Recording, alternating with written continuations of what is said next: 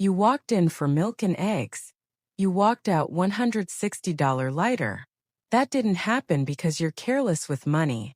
That happened because a team of retail psychologists, paid handsomely by billion-dollar grocery corporations, spent years engineering the exact path your feet just walked. The lighting, the cart size, the smell near the bakery, none of it is an accident. You are not a shopper inside a grocery store. You are a target moving through a conversion funnel, and the funnel has a near-perfect success rate because it's built around how the exhausted, decision-fatigued female brain processes a Tuesday evening. After work, after school pickup, after everything.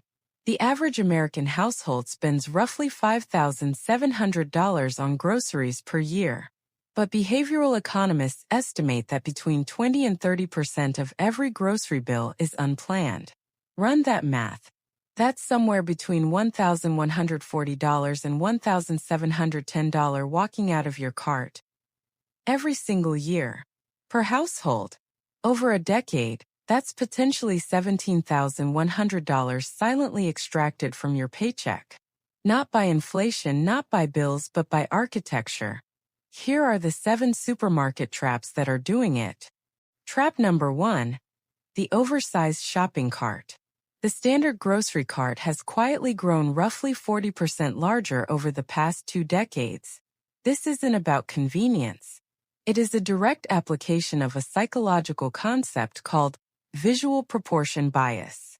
When a cart looks half empty, your brain reads it as a mission incomplete. You keep filling it to feel done. Retailers know that a larger cart increases the average purchase by up to 40% per trip. You didn't overspend. The container made the decision for you. Trap number 2. The entrance maze. Walk into almost any major grocery chain. The first thing you hit isn't milk. It isn't bread. It's flowers, seasonal displays, and the warm, fragrant bakery section. This placement is deliberate. The smell of fresh bread triggers a neurological response that stimulates appetite and critically lowers your financial inhibition. Behavioral researchers call this sensory priming. A hungry, emotionally warmed-up shopper spends measurably more than a neutral one. The entrance isn't a welcome. It's a conditioning chamber. Trap number 3. The dairy placement conspiracy. Milk, eggs, butter. The things you came in for. They are always at the very back of the store. Always. You have to walk past every premium display, every end cap, and every impulse item to get there. Retail architects call this the destination item strategy. The essential goods are bait. The journey to reach them is the product. Studies show that for every additional 10 feet a shopper walks inside a store, average spend increases by approximately 50 cents. They have mapped every single step. Trap number 4. The eye-level premium. Grocery shelves are not stocked randomly. The most profitable, highest-margin products, not the best value ones, are placed directly at eye level for adult female shoppers, which is typically between 4 and 5 feet high. The store brand equivalent, the one that often comes from the identical manufacturer, sits at the bottom shelf. You have to consciously bend down to save money. And after a long day, decision fatigue means most people simply reach forward.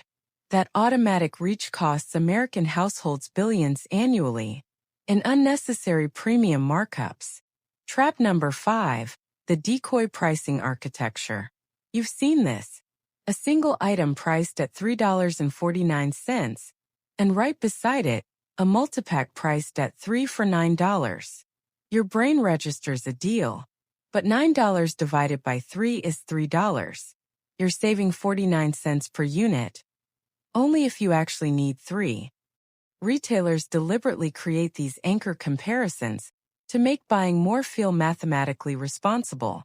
This is a direct application of behavioral economics called decoy pricing. The third option isn't a deal. It is a psychological anchor designed to make the middle-sized purchase feel like the smart move. It is engineering, not generosity. Trap number 6. The checkout gauntlet. You survive the store. You're almost out.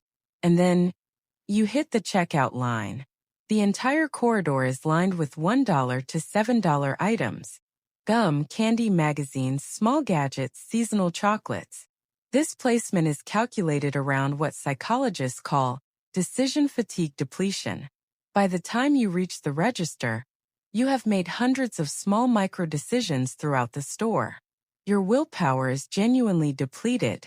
Your prefrontal cortex, the rational decision-making center, is running on low. Those small items aren't an impulse aisle.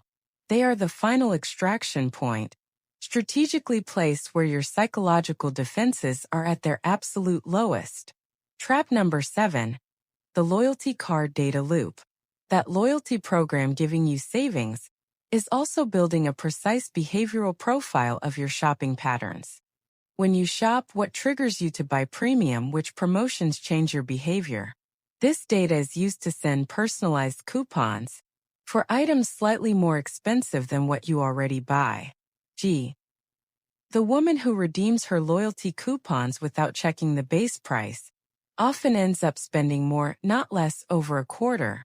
The coupon isn't a reward. It is a precision-targeted upsell disguised as appreciation. Here is the single behavioral shift that dismantles all 7 traps at once. Shop with a fixed value grocery list. Not an item list, a dollar value list. Decide before you enter. The total is $85 or $110, or whatever your actual household number is. Write it down. Put it in your phone. When the cart starts to feel empty, you now have a number to anchor to instead of a visual void. When the bakery smell hits, you have a budget. When the eye-level premium calls to you, the number is your answer. One behavioral anchor replaces 7 psychological vulnerabilities. Women who operate on a pre-committed budget number, not a vague "I'll be careful" intention, consistently report spending 15 to 22% less per grocery trip without feeling deprived. That is not discipline. That is simply giving your rational brain a tool to work with before the store strips it away from you. And here's what nobody tells you. The woman who walks out of that supermarket $40 lighter than she planned doesn't just lose $40 that week. She loses the compounded version of that $40 every single week for years. Because the impulse spending habit that the store reinforced today will walk into her pharmacy, her online cart, and her streaming subscriptions tomorrow. The stores train the behavior. The behavior bleeds into every financial corner of her life. Which means the antidote isn't just a grocery list. It's the complete rewiring of daily financial habits into ones that are quiet, consistent, and completely invisible to the algorithm. Click the video on your screen right now, and let's expose exactly how the women quietly building real wealth operate. The unglamorous, unsexy daily routines that no brand will ever advertise, because they're specifically designed to keep money in your account instead of theirs.